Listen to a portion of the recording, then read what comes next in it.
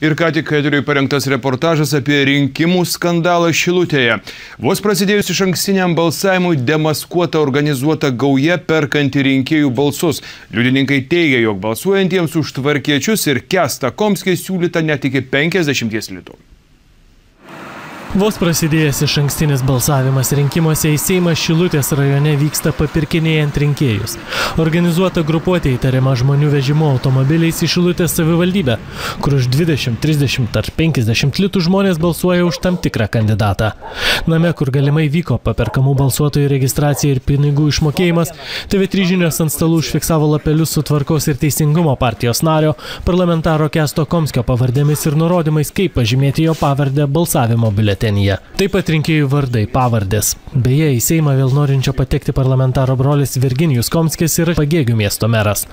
Balsą parduoti sutikęs šilutiškis TV3 žinioms atskleidė, kaip vyksta papirkinėjimas. Jis man davė tų lapelius, kol gerai surinks tų žmonių, bet visiems atsiskaitys.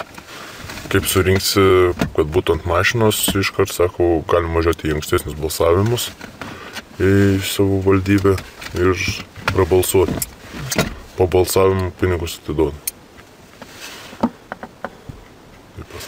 Tai čia kas taip kalbėjo?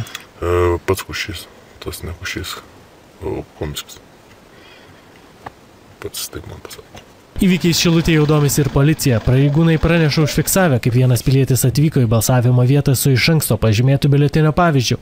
Pasak jo, pažymėtą biuletenį jam davė išmatymo pažįstama moteris, pažadėjusi už balsavimą pagal pažymėtą rinkimų biuletenį po balsavimo sumokėti 20 litų. Štai kaip papirkinėjimo organizatoriai kalbinėja balsuoti vietinius gyventojus.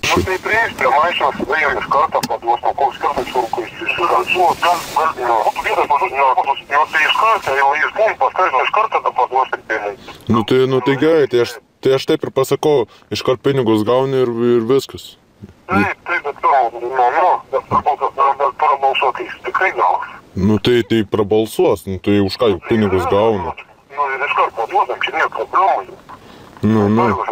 Policija sulaikė grupę asmenų, kurie įtariami prabalsavę už pinigus. Tyrimą atliekanti policija perspėja, kad rinkėjų papirkinėtojams gresia iki 3 metų nelaisvės, o balsuojantiems už pinigus gresia bauda iki 2000 litų.